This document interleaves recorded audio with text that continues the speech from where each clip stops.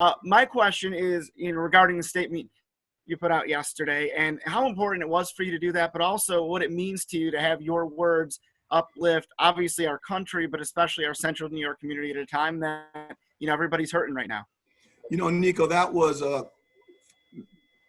hard for me to do. I've never done anything like that in 34 years. It's not because I didn't want to. It's just something that I never wanted to be identified.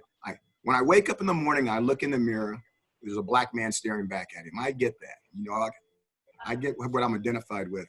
But my big thing is I always wanted to be just recognized as a coach. And I felt that as long as I had that philosophy first, that I could pave the way for other people to have the opportunity that I have to be a head football coach at the highest level and to stay focused and locked into those things. I don't want to be sidetracked. I'm not smart enough to be multitasking in a bunch of different areas while I'm trying to run a football team. So for me to do that was something I've never done before. But when I had a mini Zoom call with the football team and I started to hear all the young men talk to me and express things to me, young men that I love, they're my stepsons to me, and how important it was for them that I get out there and say something. They brought me to tears. And it's hard to let family down. And I told them once I realized how they felt about it, it wasn't that it hadn't been written, it just hadn't been released. I was like, I'll release it as soon as I can. Now, the one thing that I will say before anybody asks me any more questions, it was a baby Zoom call on some of the topics that are out there across the country. And we haven't had an opportunity as a team to finish what we started on that call. And I'm going to be very reserved on questions on those topics if I haven't been able to cover that with the team. Mario, News Channel 9, you're up. Hi, Coach. Not the first time someone skipped me. Over the last couple of days, I've been interviewing black athletes, and I don't mean to hamper on your statement, but I'm doing a piece of in their shoes and the conversations that they've had with their parents growing up and what those conversations have been like. Being a father and being that you have son-in-laws, what are those conversations that you had with your daughters growing up? And what are the conversations that you have now with them and your son-in-laws? Well, now, Mario, I'm private, man. The most public thing I've done is put out that statement. That statement that I put out covers a big part of that question of some of the talks that that my dad and my mom had with me, and that that I've had with some of my daughters. But it's different being an African American female than it is being an African American male. It's just different, and those talks are a little bit different. The thing that I really cherished, which I'm not going to share, is the talks that I had with my two son-in-laws, with my 4 daughters on the same Zoom call, and just letting them know, because I didn't have a male son, that if you have a male son, that there's one situation, there's another situation based off of the genealogy of things that could happen to him. And since both my son-in-laws are white, they needed to acquire the knowledge to be able to make sure that they keep their family safe. And what they do with the knowledge is them. But if they hadn't heard it and they hadn't read it anywhere, I was going to make sure that I touched them with it so that they'd have the knowledge to make the best call, Mario. Was there ever a time growing up that you feared, had any problems? I'll tell you what, this is what I'll say. Are you on Facebook, Mario? I am, sir. There is my college roommate. His name is Dwayne Coleman. Okay, he's my college roommate. He is on Facebook, and he has put out a series of stories of his life. And I got about 4 hours sleep for this press conference because he sent his stories to me and had me read them. Now, some of the stories I knew because we were roommates. Some of the stories I did not know.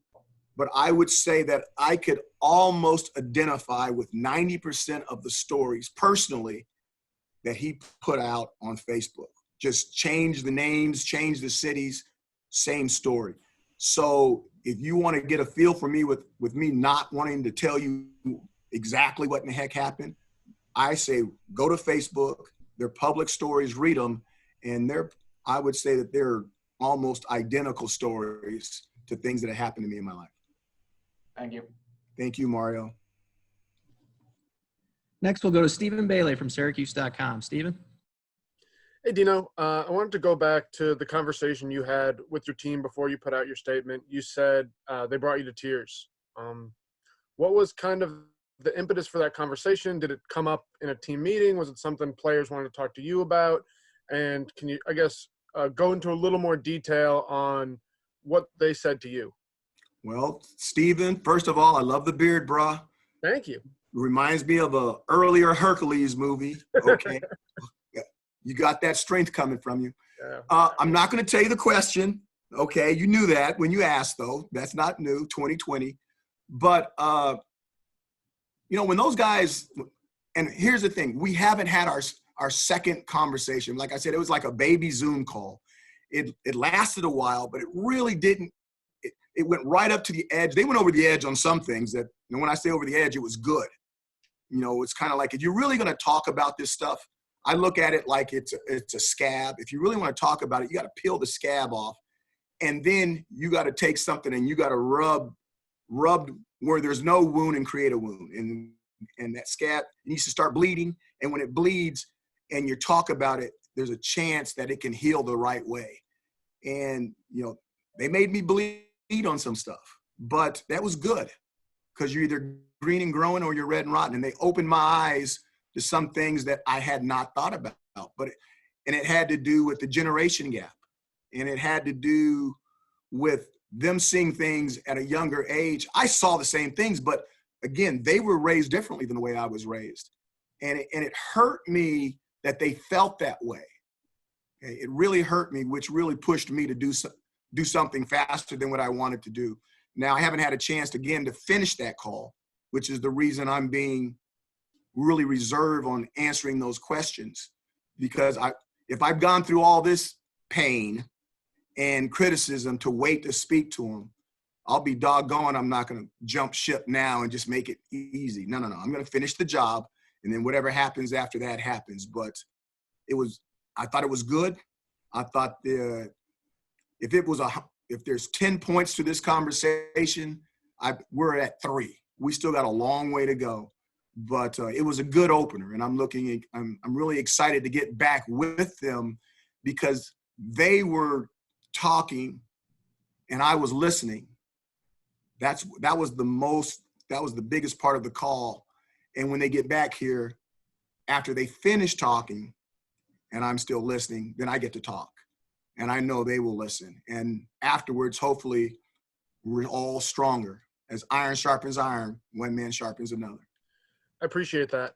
To follow up, it's clear college football players across the country are trying to use their platforms. I think I saw Clemson's doing a player-led protest.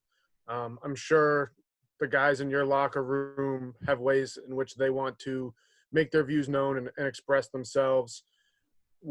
How much time have you spent thinking about that? And, what kind of approach do you take to balancing giving guidance while also, letting them use that platform and that freedom that they have to share their views?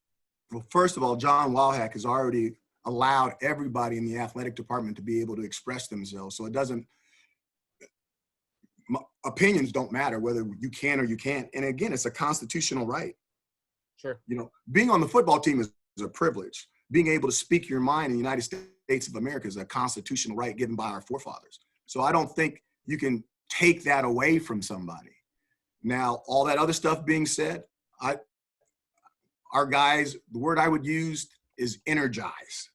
They are energized, and they want to make a difference. My job as the grandfather of the group is to give them the knowledge, and that when all this energy is done, I want there to be some action taken that bears fruit, where you can go back and say, hey, I was a part of that and we got this done.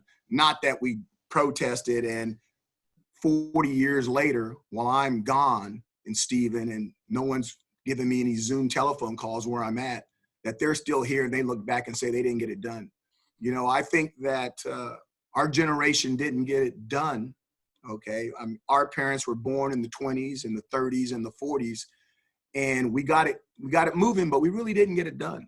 But I think that with the energy of these young people, you being included in that, Stephen, okay, you young people, and with the generation of the 50s and the 60s and the 70s being the older people on top of all that energy, I really believe that they've got a chance, just a chance, to get it done. I'm really excited about what they could do, and I'm with them.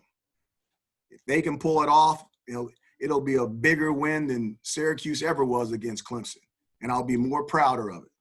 I'm gonna put your feet to a fire a little bit though, because I look around and it's amazing to me. I look for people to, okay, speak out, and everybody doesn't have to speak out.